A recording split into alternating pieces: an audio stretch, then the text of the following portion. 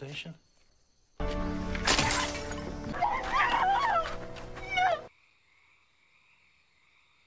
Movie start होती है America के सोल्जर से जो अपने मिशन पे होता है इराक में। इसके बाद मूवी के मेन कैरेक्टर को दिखाया जाता है जिसका नाम लोगिन है। इस मिशन के दौरान ही लोगिन एसिस से मिलता है। वो उससे कुछ पूछने लगता है, इतने में उन पे अटैक हो जाता है और एसिस की टीम के एक मेंबर को गोलियां लग जाती हैं। एसिस अपनी जान की परवाह किए बगैर उसको रेस्क्यू करने लगता है। इतनी देर में एसिस को भी गोलियां लग जाती हैं और ऐसे वो अपने फ्रेंड को बचाते बचाते खुद भी मर जाता है। लोगिन उन अटैक करने वालों को मार देता है। अगली सुबह वो बहुत ही अपसेट बैठा होता है और उसे एक चमकती हुई चीज नजर आती है जिसको उठाने के लिए वो उसके पास जाता है। वो एक लड़की की पिक्चर होती है। इतने में ठीक वहाँ पे बम गिरता है जहाँ पे लोगिन पहले बैठा था अपने बाकी मेंबर्स के साथ। वो बेहोश हो जाता है। उसे जब होश आता है तो उसके सामने एक सोल्जर आता है और कहता है कि जहाँ तुम बेहोश हुए थे ये पिक्चर वहाँ से मिली। और वो कहता है कि मैं तुम्हें देख रहा था, तुम ये पिक्चर उठाने के लिए आगे आए थे। ऐसा लगता है इस पिक्चर ने तुम्हारी जान बचा दी क्योंकि इस बॉम्ब अटैक में सिर्फ तुम ही जिंदा बचे हो। उस पिक्चर की बैक साइड पे लिखा होता है कीप सेफ। लोगिन उस पिक्चर को देखने लग जाता है। इसके बाद लोगिन उस पिक्चर के बारे में सबसे पूछता है लेकिन उस पिक्चर पे कोई भी क्लेम नहीं करता। इसके बाद वॉर खत्म हो जाती है और लोगिन वापस अपनी सिस्टर के घर आ जाता है और वो अपने डॉग से मिलता है जिससे वो बहुत प्यार करता है। वापस आके लोगिन मेंटली तौर पे बहुत डिस्टर्ब होता है क्योंकि उसके सारे फ्रेंड्स उसकी आंखों के सामने वॉर में मारे जाते हैं। लोगिन वो पिक्चर देख रहा होता है जिसकी वजह से उसकी जान बची और वो डिसाइड करता है कि अब वो उस लड़की से मिलके ही रहेगा। उस तस्वीर में लड़की की बैक साइड पे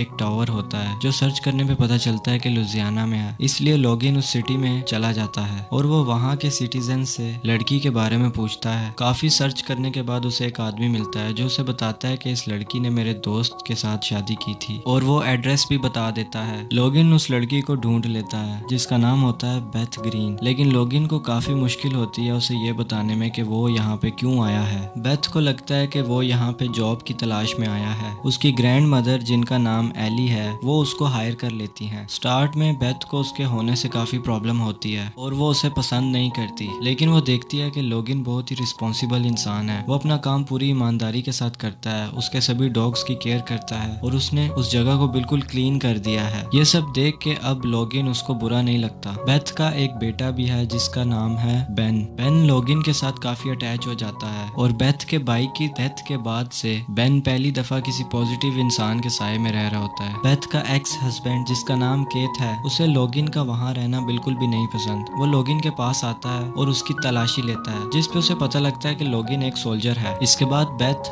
बेन को लेके कीथ के फादर की पार्टी में जाती है। कीथ के फादर जो इस इलाके के जज हैं वो पॉलिटिशियन भी हैं। इस वजह से कीथ बेथ को काफी दफा धमकी दे चुका है कि वो उसके बेटे की कस्टडी उससे ले लेगा और वो काफी रूड इंसान होता है। इस वजह से इनकी मैरिज नहीं चल पाती। लोगिन एक दिन देखता है कि बेन काफी अच्छा वायलिन बजा लेता है लेकिन उसमें कॉन्फिडेंस की कमी है जिस वजह से वो लोगों के सामने ठीक से परफॉर्म नहीं कर पाता। अब लोगिन भी उनके फैमिली मेंबर की तरह होता जा रहा है। लोगिन और बेन साथ में चेस खेलते हैं और लोगिन हार जाता है। लोगिन को घर के बर्तन धोने पड़ते हैं। ये सब देख के बेथ को काफी खुशी होती है क्योंकि वो अपने बेटे से बहुत प्यार करती है। एक दिन बेथ अपने भाई की कब्र पे जाती है। वहाँ से वापस आती है तो वो बहुत अपसेट होती है। वो अपने घर की चीजें तोड़ रही होती है। लोगिन उसको आके संभालता है। फिर वो लोगिन को बताती है कि उसका भाई आर्मी में था और एक दिन उसको न्यूज मिलती है कि उसका भाई अब इस दुनिया में नहीं रहा और वो कहती है कि उसे पता ही नहीं है उसका भाई कैसे मरा, वो दुश्मनों का सामना करते हुए मरा या उसकी जान ऐसे ही चली गई। लोगिन के पास इस बात का जवाब नहीं होता क्योंकि लोगिन को भी नहीं पता होता कि उसका भाई कौन था। एक दिन केथ बेन को अपने साथ ले जाता है। वो वापस आते हैं तो बेन के नाक से खून निकल रहा होता है। बेथ कहती है कि तुमने इसका ख्याल नहीं रखा और इस बात पे इनकी बहस होने लग पड़ती है और बहस आगे लड़ाई में बदल जाती है। लोगिन पूछता है कि तुमने क्या देख के इससे शादी की थी। बेथ कहती है कि वो कॉलेज में फुटबॉल टीम का कैप्टन था, हम दोनों का रिलेशन था और मैं प्रेग्नेंट हो गई, हमारी शादी हो गई और शादी के बाद भी केथ का और लड़कियों के साथ रिलेशन था। इसके बाद हम दोनों की डिवोर्स हो गई। लोगिन कहता है कि मैं देखने आया था कि तुम ठीक हो या नहीं। इसके बाद वो वहाँ से जा रहा होता है। बेथ उसको जाके रोक लेती है और साथ में बियर पीने के लिए इनवाइट करती है। वो दोनों साथ में होते होते हैं वो काफ़ी बातें करते हैं। इसके बाद बेथ उसे अपने डैड की बोट पे ले जाती है जो ख़राब हो चुकी होती है, और वो बताती है कि उसके डैड को फिशिंग का बहुत शौक था। इसके बाद वो दोनों पहली दफ़ा एक दूसरे को किस करते हैं। बेन लोगिन के साथ बहुत खुश रहता है। सब देख के बेथ बहुत खुश होती है। बेथ अपनी ग्रैंड मदर से कहती है कि आप ठीक कहती थी, लोगिन काफ़ी अच्छा इंसान है। बेन की बर्थडे होती है और लोगिन भी वहाँ आता है, लेकिन केत को लोगिन का वहाँ आना अच्छा नहीं लगता। वो बेथ के पास आता है और उससे कहता है कि लोगिन यहाँ क्यों आया है, जिस पे बेथ बोलती है कि उसे बेन ने इनवाइट किया है। केत कहता है कि तुम क्या समझती हो, मुझे नहीं पता तुम्हारे और उसके बीच में क्या चल रहा है, और वो उसको धमकी देता है कि मैं तुमसे बेन की कस्टडी ले लूंगा अगर तुम लोगिन के करीब गई तो।